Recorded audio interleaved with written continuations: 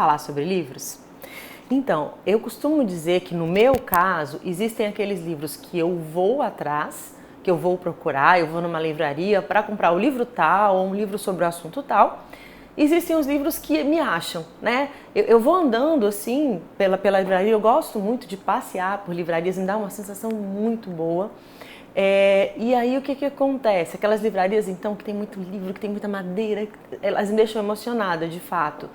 E esse livro aconteceu assim comigo, ele me achou, de repente eu me deparei com ele e foi um título que me chamou bastante atenção. O nome do livro é A Tristeza Perdida. E um título que me chamou bastante atenção, na época estava até caro o livro, mas eu falei assim, não, mas eu tô com vontade de ler esse livro, eu acho que ele me parece bastante interessante, né? Não é um livro exclusivo para quem trabalha na área da saúde mental, é um livro que discute os aspectos muito importantes do que vem acontecendo com a gente hoje, de um hiperdiagnóstico de depressão. Então, da mesma forma que a gente não pode reduzir a depressão é uma simples tristeza, a gente também não pode potencializar a tristeza natural relativa à nossa condição de existir a um processo depressivo.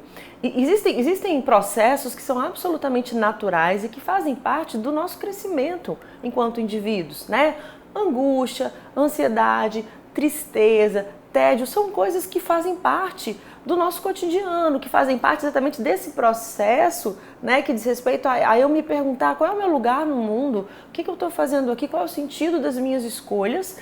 E se a gente não tem cuidado, a gente começa a supervalorizar, superdimensionar alguns aspectos da tristeza e a gente começa a tratar isso como se fosse uma doença, como se esse indivíduo estivesse deprimido. Então tem uma passagem aqui desse livro que ele fala o seguinte: a principal justificativa para tratar todos os sintomas como patológicos é que eles estão associados com incapacitação presente ou futura.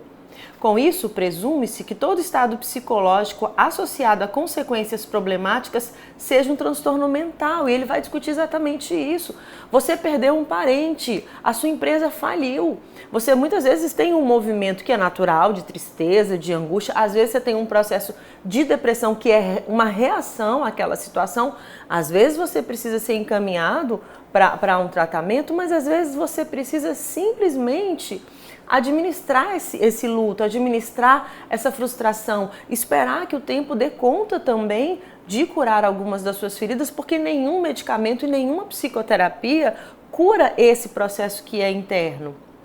E ele continua, com isso, presume-se que todo estado psicológico, associado a consequências problemáticas seja um transtorno mental. E ele continua, mas é perfeitamente possível, por exemplo, que um temperamento propenso a um pouco mais de tristeza e, portanto, a uma gama normal de sintomas depressivos em reação aos infortúnios da vida, também possa ser um pouco mais vulnerável ao desenvolvimento de transtorno depressivo. Mas isso não faz deste temperamento um transtorno. Além disso, essa conclusão só seria justificada se os sintomas de tristeza normal não fossem incapacitantes, mas tanto a depressão normal quanto a patológica podem variar de forma contínua em diversos aspectos, incluindo gravidade, duração e limitação, e podem causar prejuízo funcional e social. Basta considerar o pesar como exemplo, mas seguramente formas mais moderadas de tristeza normal também levam o indivíduo a se retrair socialmente, a ter dificuldade de se concentrar no desempenho de tarefas rotineiras e a desenvolver outras limitações. Tal interferência no desempenho de funções e na produtividade não torna a tristeza um transtorno. São consequências naturais. Se eu estou envolvida com uma pessoa e essa pessoa me trai e eu termino um relacionamento, eu vou ficar triste. E o que é natural? Eu vou me recolher, eu vou repensar, eu vou ficar mais reflexivo.